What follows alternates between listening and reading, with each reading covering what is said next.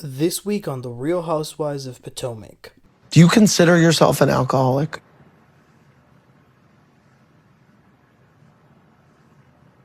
I consider myself a person living in lifetime recovery. Yo, what is up, everybody? Welcome back. Today we're going to be recapping the new episode of The Real Housewives of Potomac, Season 10, Episode 17. Let's get right into this.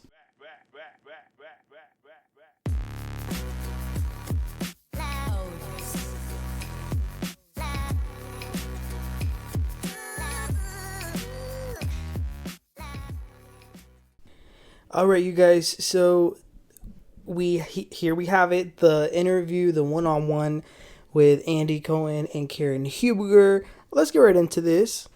Alright, so the episode is titled Karen Comes Home. So on September 2nd, 2025, the cameras were up and rolling the second that Karen got out of the Montgomery Detention Center. The car that she got into was already full of cameras, so we are seeing these first moments of freedom of the Grand Dame.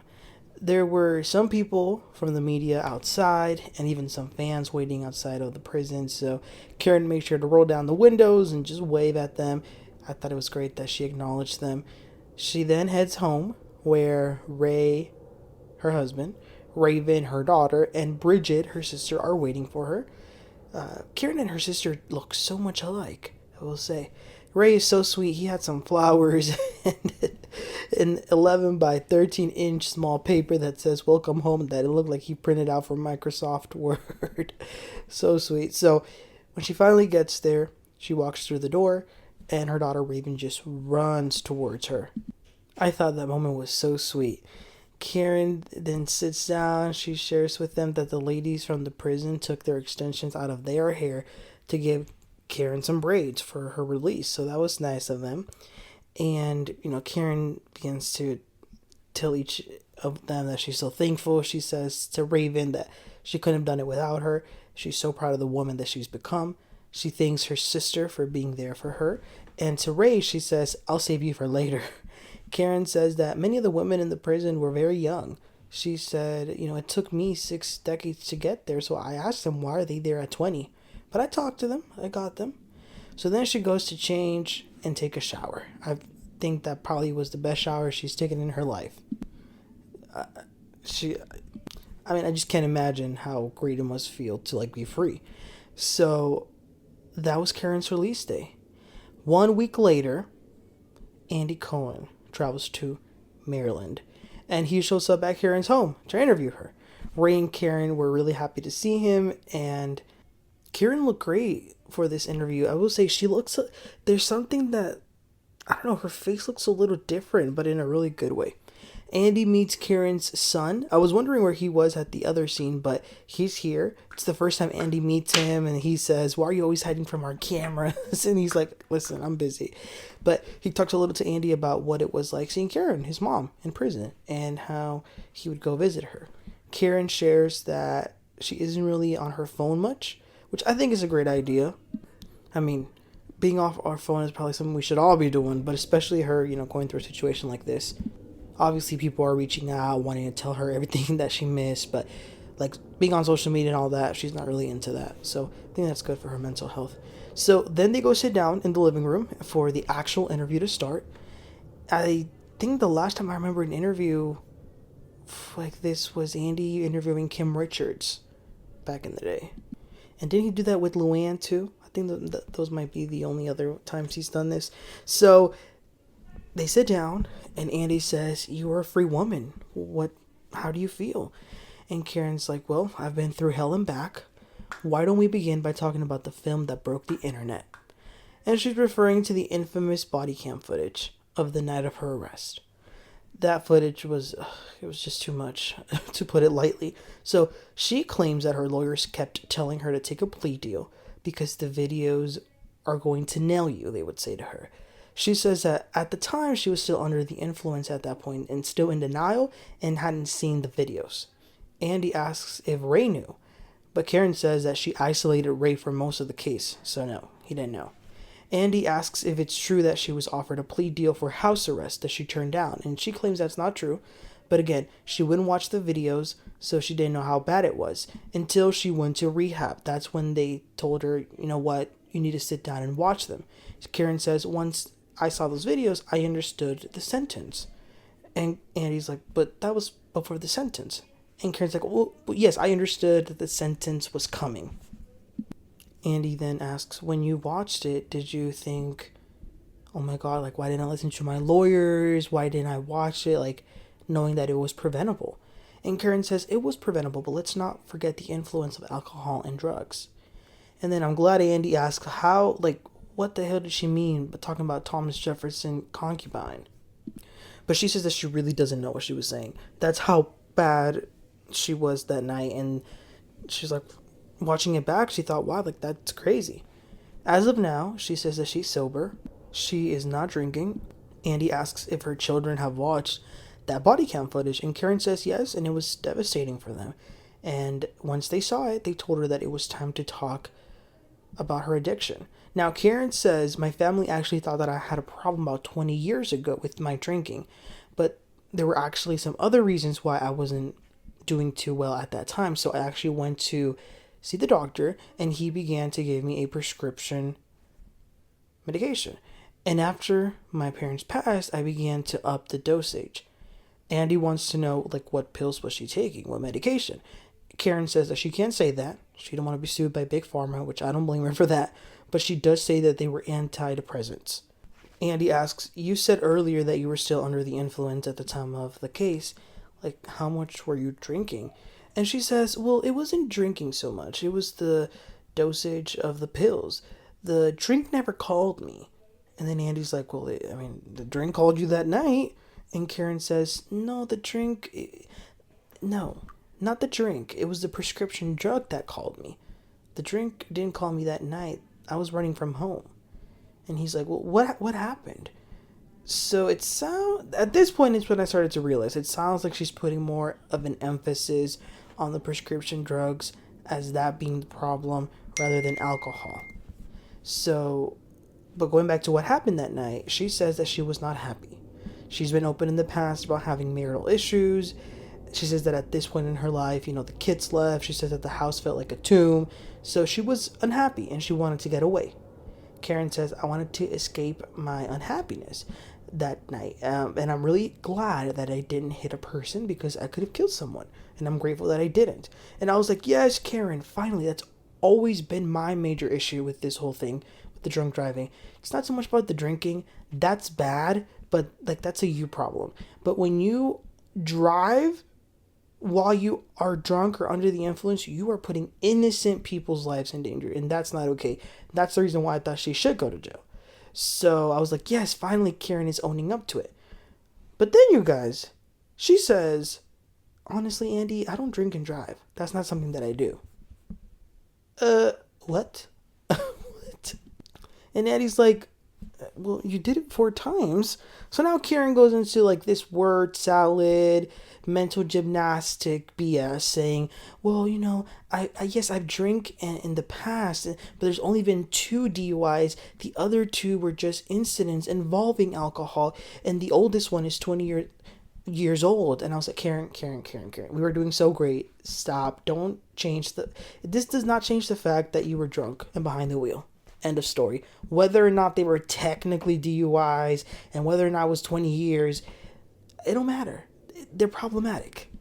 Now, in regards to the sentencing, she was surprised. She thought that maybe she'd get a month, but she got quite a bit of time. Now, she did get released early. She did 6 months, and Andy asks how was that able to happen, and Karen says that she volunteered. She said, I was leading AA classes. What? And even Andy was like, forgive me, but how were you qualified? Okay, he said it nicer. He asked, forgive me, but if you were there to get work on yourself, how were you qualified? So she says, well, remember that before getting sentenced and before going to prison, I got treatment. So she says that she applied some of the things that she learned while she was in rehab, and she wanted to help all the other young women that were going through that. Now, this is interesting. Karen says that her and Ray actually worked on their marriage through the glass. They were able to tackle some demons and just strong emotions, and where some of these emotions and emotional issues stem from. And she did open up about her being violated when she was 19. Now, there comes a point where Andy says to her, you are really owning the narcotic piece of it.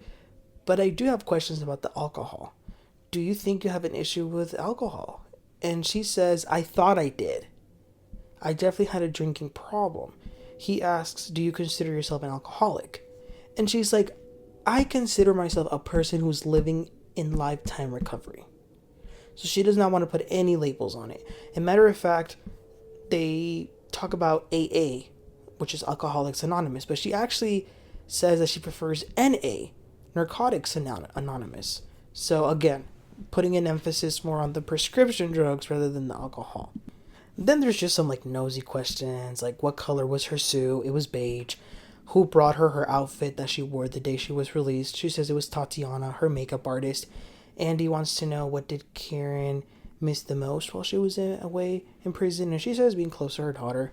He asks, how did it feel to be stripped down? Ooh, I hate it. I hate the thought of that. But she does say that to a certain extent, she liked not having wigs and lashes and makeup, just to be natural. And she says that soon we will see her in full white hair. Okay. She had a cell for herself. She wants us to know that it wasn't comfortable, but she did have one for herself. There was a still toilet and a still sink.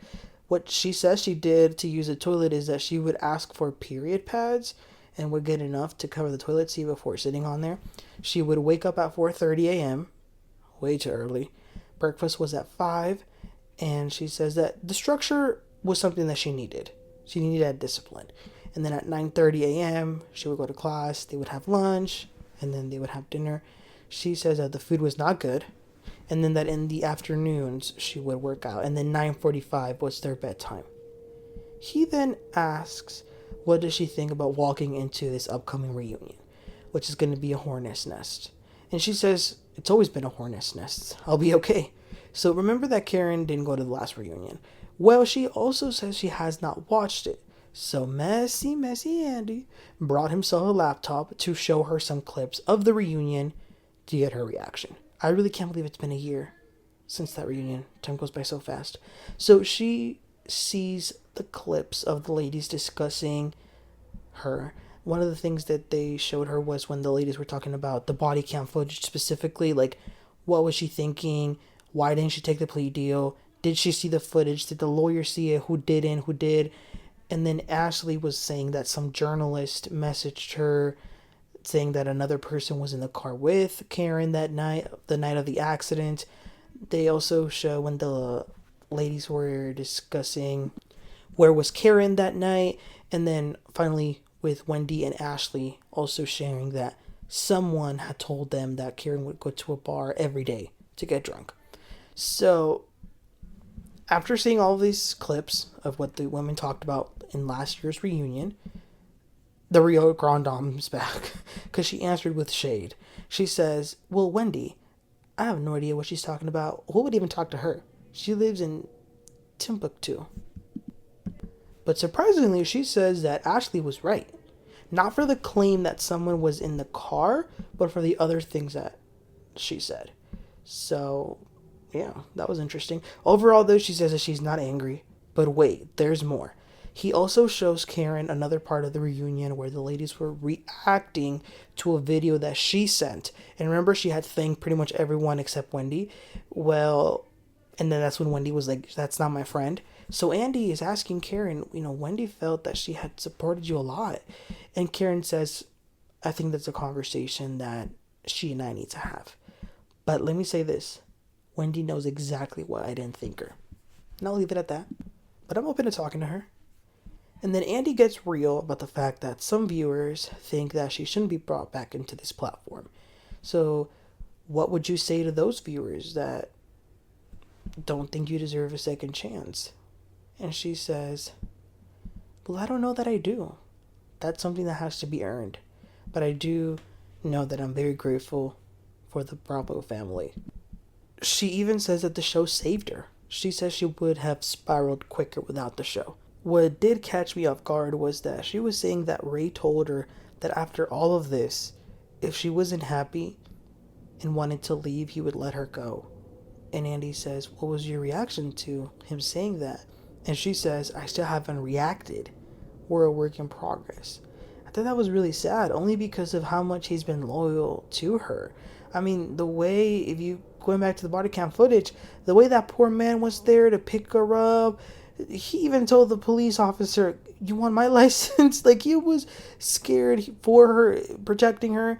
So I would think that's real. That would be really sad if she does leave him after everything he's done for her. But the interview ends by her saying that she is getting to know herself. She was in denial, but is working on herself.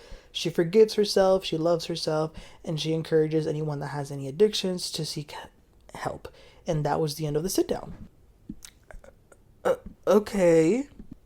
Listen, it was a good interview. I'm excited to see Karen back on the show. I've always liked Karen. And you know what? At the end of the day, even though I hated what she did pay her time. She was behind bars.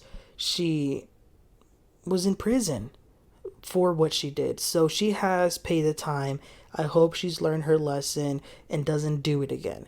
Now, what hasn't changed is there's still some delusion in there for sure. I mean, there were several moments where she contradicted herself a little bit, and there was still some hints of her delusion and denial.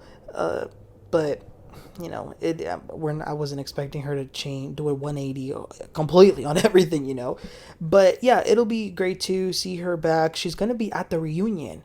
I heard she's coming for Wendy at the reunion, so we'll see about that. But you guys, what were your thoughts about the interview? Was this good for y'all? Do y'all think she took enough accountability? What do y'all think? Let me know your thoughts about the whole thing. Please don't forget to like and subscribe, and I'll catch y'all next time. Y'all have a great one. Bye.